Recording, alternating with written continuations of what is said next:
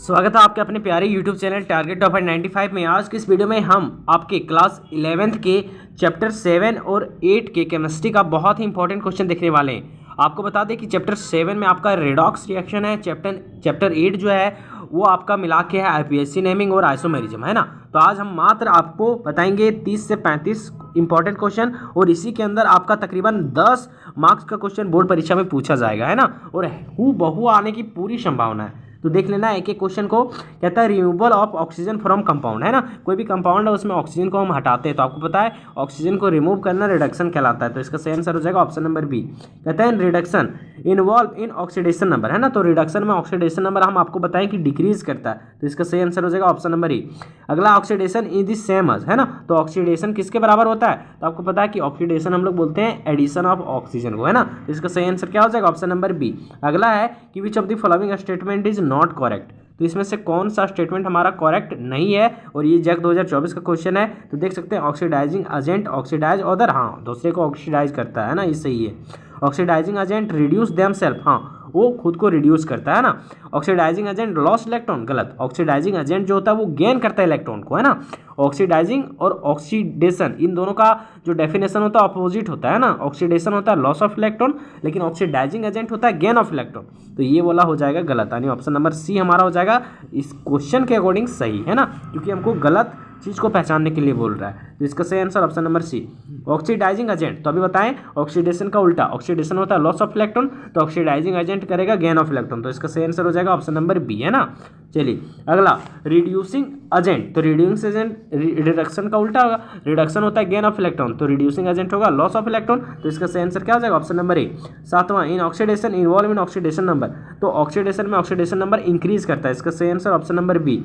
कहते हैं in oxidation state किसका, क्लोरीन का, किसमें CaOCl2 में। देखिए आपको हम बताएं ऑक्सीडेशन स्टेट किसी का भी निकालना हो तो जिसका पूछेगा उसको x मानो और बाकी का ऑक्सीडेशन स्टेट जोड़ के और कितना चार्ज है उसके बराबर कर दो। समझ में आ रहा है कुछ, अब ध्यान दो। यहाँ पे बोला है CaOCl2 का, ठीक। यहाँ पे जो इसका ऑक्सीडेशन नंबर आएगा वो आएगा -1, ठीक, क्योंकि ये स्पेशल कंडीशन में आता है ना। क्योंकि आप देखिएगा Ca का आता है +2, वो का होता है -2, तो यहाँ पे +2 -2 0 हो जाएगा। कहने का मतलब यहाँ पे 2x बराबर हो जाएगा 0 और x बराबर आ जाएगा इन्फिनिटी। तो इन्फिनिटी तो पॉसिबल है नहीं, है ना।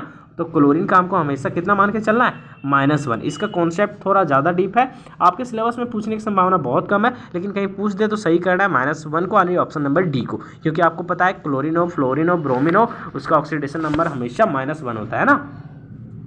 अगला क्वेश्चन है हमारा 9th नंबर। कहता है what is the oxidation number of Cr in CrO5। तो आपको हम बता दें कि जो हमारा Cr होता है इसका 99% जो ऑक्सीडेशन नंबर आएगा ना वो +6 आएगा, ठीक है।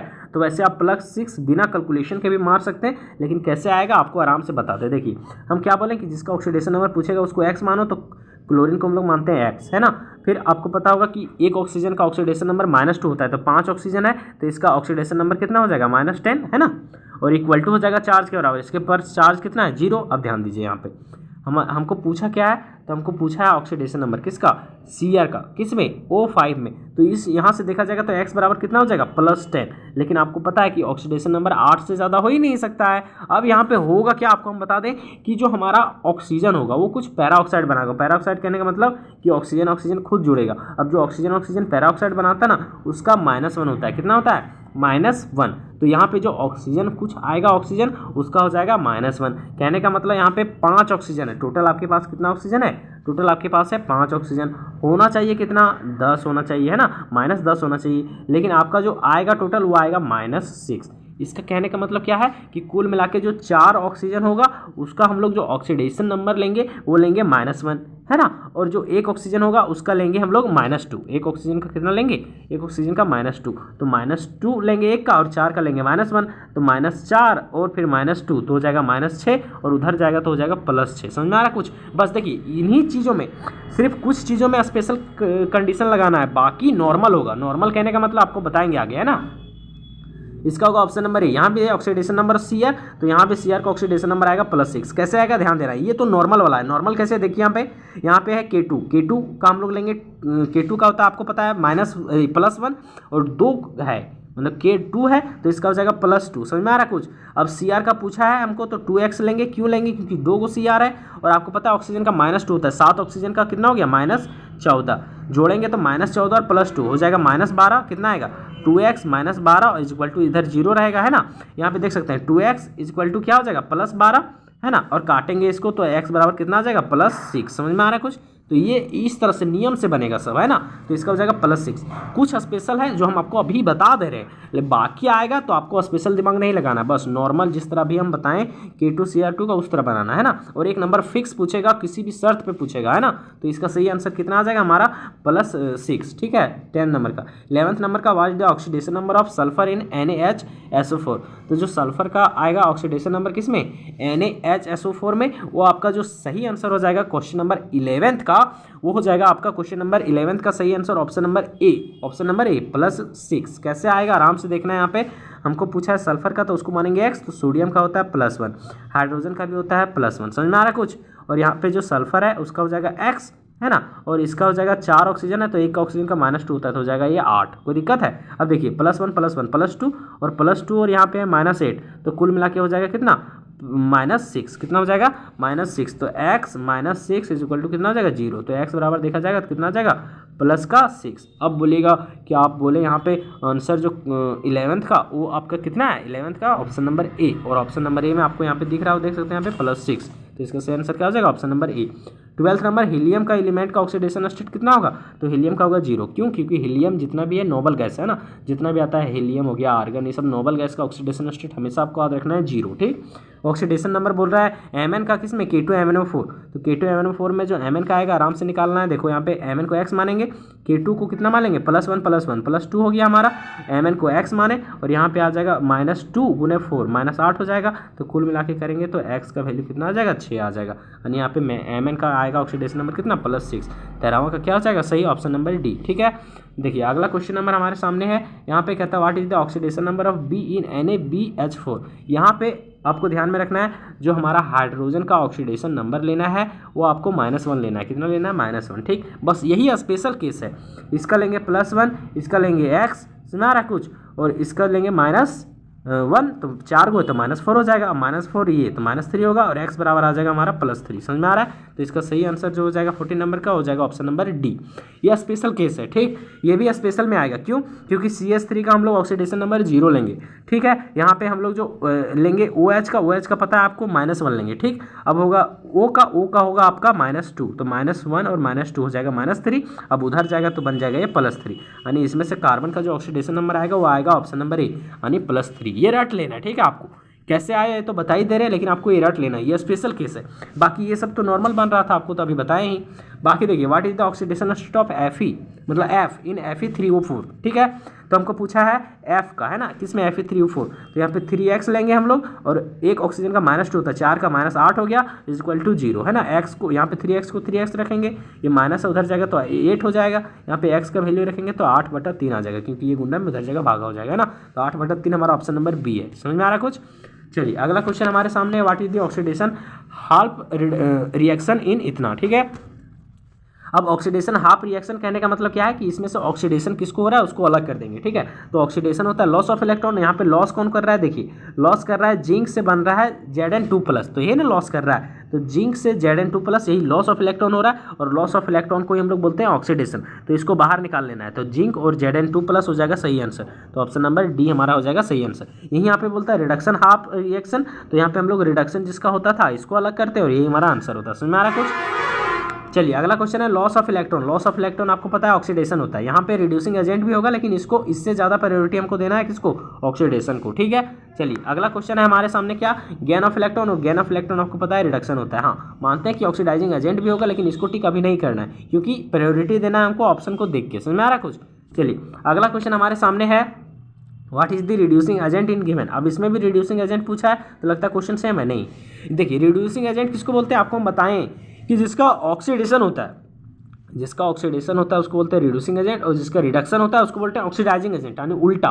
तो यहाँ पूछा है रिड्यूसिंग एजेंट, यानी इसमें हम लोग खोजेंगे ऑक्सीडेशन किसका हो रहा है, यानी लॉस ऑफ इलेक्ट्रॉन कौन कर रहा है, तो जिंक से Zn2+, तो लॉस यही ना कर रहा है, और लॉस ऑफ इलेक्ट्रॉन करेगा उसी को हम लोग क्या बोलते हैं, रिड्यूसिंग एजेंट। तो यहाँ पे लॉस कौन कर रहा है, जिंक, तो यही हमारा हो जाएगा रिड्यूसिंग एजेंट। तो इसका सही आंसर हो जाएगा ऑप्शन नंबर बी, है ना। चलिए 21 नंबर बोल रहा है IPSC नेमिंग ऑफ इतना, है ना। तो ये बना है कैसे, लिखा हुआ है CH3, ठीक, फिर लिखा है हमारा CS2 और फिर यहाँ पे देखिए कीटोन है C डबल बॉन्ड O और लास्ट वन है यहाँ पे CS3।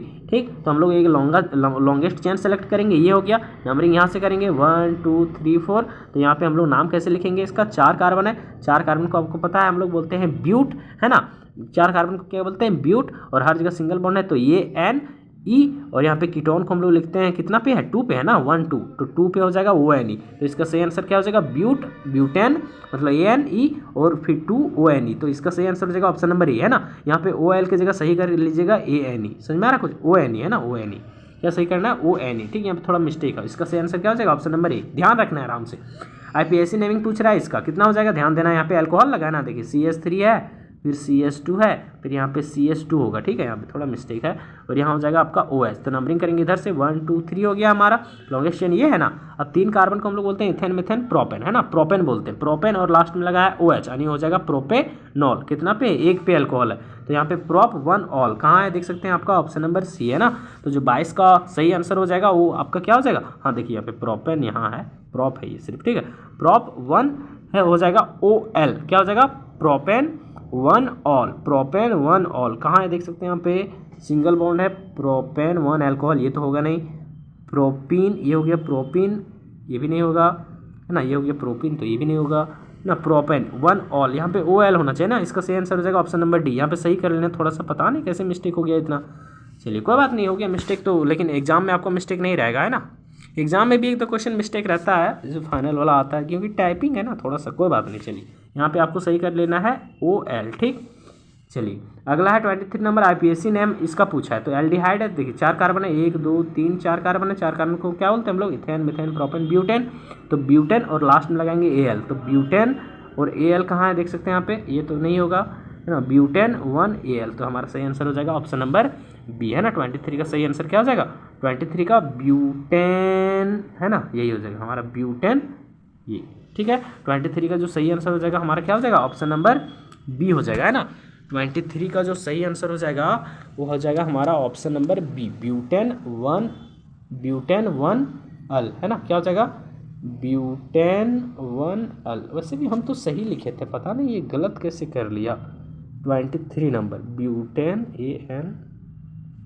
ब्यूटेन 1, एल्डिहाइड को हम लोग AL ही लगाते हैं ना, तो ब्यूटेन 1 अल होगा। ठीक है, यहाँ पे देखिए E नहीं होगा। ठीक, बस यही ध्यान देना थोड़ा सा, हम कॉपी में सही लिखे हैं, पता नहीं कैसे मिस्टेक हुआ, उसको डांटना पड़ेगा। चलिए ऐसे कोई बात नहीं। देखिए IPSC नेम पूछा है इसका, है ना, तो इसका IPSC नेमिंग क्या हो जाएगा, 3 कार्बन है, और 3 कार्बन को हम लोग क्या बोलते हैं, इथेन मिथेन प्रोपेन। प्रोपेन हो गया, लेकिन 1 पर है डबल बॉन्ड, तो इथेन मिथेन प्रोपेन, है ना। तो प्रोपेन वाला सही होगा, प्रोपेन एक ही में देख सकते हैं यहाँ पे, और डबल बॉन्ड है तो प्रोपिन हो गया। तो इसका सही आंसर क्या हो जाएगा, 24 का ऑप्शन नंबर ए हो जाएगा, ऑप्शन नंबर ए हो जाएगा। ठीक है, ऑप्शन नंबर ए हो जाएगा हमारा 24 का सही। ठीक, चलिए अगला पूछा है IPSC नेमिंग इसका। IPSC नेमिंग इसका क्या हो जाएगा, आराम से देखना है पहले क्वेश्चन क्या बोल रहा है हमारा। बोल रहा है, देखिए नंबरिंग करेंगे हम लोग इधर से 1 2 3 4 हो गया नंबरिंग हमारा, 4 नंबरिंग हो गया। 3 बॉन्ड है, 4 कार्बन को इथेन मिथेन प्रोपेन ब्यूटेन बोलते हैं, और हमारा 3 बॉन्ड है तो हो जाएगा ब्यूटाइन, है ना, ब्यूटाइन हो जाएगा। लेकिन डबल बॉन्ड है, ट्रिपल बॉन्ड है 2 पे, तो ब्यूट 2 YNE, है ना। तो सही आंसर हो जाएगा इसका ऑप्शन नंबर सी। सही आंसर कितना हो जाएगा इसका, ऑप्शन नंबर सी हो जाएगा ना। 25 का जो सही आंसर हो जाएगा वो हो जाएगा हमारा ऑप्शन नंबर सी। कोई दिक्कत है यहाँ पे, ट्रिपल बॉन्ड है, ट्रिपल बॉन्ड को हम लोग YNE लिखते हैं, है ना, और YNE देख सकते हैं यहाँ पे कार्बन नंबर 2 पे है। चलिए अगला क्वेश्चन हमारा देख सकते हैं यहाँ पे CS3 CO CS3 एंड ये है। तो ये हमारा कौन सा आइसोमर है, देख सकते हैं यहाँ पे हमको दिख रहा है कीटोन, यहाँ पे दिख रहा है हमको एल्डिहाइड। तो एल्डिहाइड और कीटोन हम लोग बोलते हैं फंक्शनल ग्रुप, फंक्शनल आइसोमर, लेकिन यहाँ पे फंक्शनल आइसोमर कहीं नहीं है, तो सही आंसर हो जाएगा ऑप्शन नंबर डी, है ना।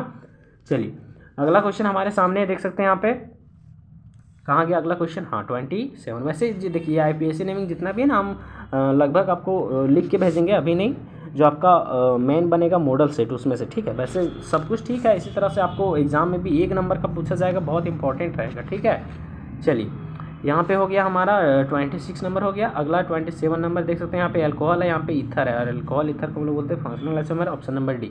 बोलता है इसमें पोजीशन आइसोमर क्या होगा, तो इसका पोजीशन आइसोमर नन ऑफ देज होगा ना। यहाँ पोजीशन आइसोमर बनाएगा ही नहीं, क्योंकि ये चैन में है, और चैन में आपको पता है कि ब्रांच कहाँ बनाने लगे, ब्रांच है ये नहीं है, तो ब्रांच नहीं है, तो पोजीशन आइसोमर नहीं बनेगा।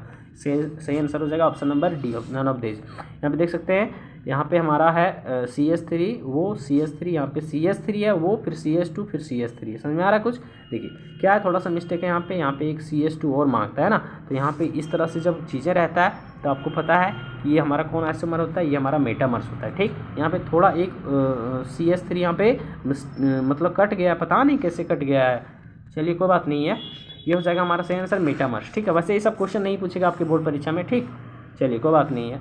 ये हमारा जो हो जाएगा वो हो जाएगा हमारा फंक्शनल आइसोमर। क्यों? क्योंकि यहाँ पे आइसोसाइनाइड है, यहाँ पे साइनाइड है। ठीक, बोलता है which of the following is not at, देखिए ये बहुत ज़्यादा इंपॉर्टेंट है, उधर वाला से क्वेश्चन नहीं पूछेगा आपका, लेकिन यहाँ से 100% एक क्वेश्चन पूछेगा ही पूछेगा। क्या बोल रहा है? बोलता है which of the following is an electrophile, बोलता है कि इन चारों में से बताइए इलेक्ट्रोफाइल कौन है। इलेक्ट्रोफाइल कहने का मतलब जिस पर पॉजिटिव चार्ज हो, तो पॉजिटिव चार्ज इस पर है, तो ये हमारा ऑप्शन नंबर डी हो जाएगा सही। ऑप्शन नंबर डी हमारा क्या हो जाएगा? सही हो जाएगा। समझ में आ रहा कुछ? चलिए अगला क्वेश्चन है which of the following is not electrophile. देखिए यहाँ बोला नॉट इलेक्ट्रोफाइल, यानी कौन इलेक्ट्रोफाइल नहीं है, मतलब न्यूक्लियोफाइल है, और न्यूक्लियोफाइल पर रहता है क्या? Negative charge. चलिए ऑप्शन नंबर बी हो जाएगा, है ना। चलिए अगला 34 नंबर बोलता है which of the following is an electrophile, बोलता है इन चारों में से इलेक्ट्रोफाइल कौन है। इलेक्ट्रोफाइल मतलब हो गया पॉजिटिव चार्ज, या फिर जो पॉजिटिव चार्ज, या फिर क्या होता है, या फिर पॉजिटिव चार्ज बोलते हैं, या फिर जिसके पास इलेक्ट्रॉन की कमी होती है। इलेक्ट्रॉन की कमी किसके पास है? BF3, तो इसका आंसर हो जाएगा ऑप्शन नंबर बी।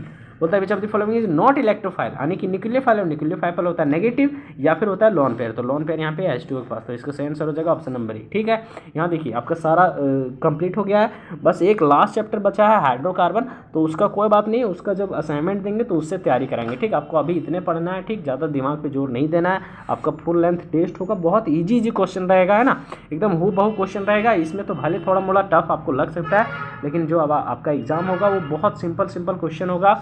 आपको अपना जो नोट्स है कम से कम उसको भी पढ़ के आना है, कॉन्सेप्ट क्लियर रहेगा, बाकी क्वेश्चन तो देखना ही है। ठीक है, बाकी आपका जो मॉडल सेट तैयार करेंगे उसमें से कोई भी त्रुटि हम उसको 3 बार वेरीफाई करेंगे। इसमें क्या होता है, हम वेरीफाई करते हैं, कॉपी में टिक भी मारते हैं, लेकिन पता नहीं जो टाइपिंग करता है वो कैसे गलती करता है ना, तो कोई बात नहीं है, थोड़ा सा चेंज करना पड़ेगा, दूसरी जगह टाइपिंग करवाना पड़ेगा, है ना। चलिए अच्छा, कोई बात नहीं होगा तो खुद से हम टाइपिंग करेंगे। ठीक, चलिए तो नहीं मिलते हैं नए वीडियोज़ में। वैसे आप कल एग्ज़ाम सेंटर में मिलते हैं आपसे। एग्ज़ाम का जो टाइमिंग होगा आपका वो होगा मॉर्निंग, है ना, 8 से 9 बजे। ठीक है, आराम से आना है सबको, और वीडियो कैसा लगा कमेंट में ज़रूर बताना है। ठीक।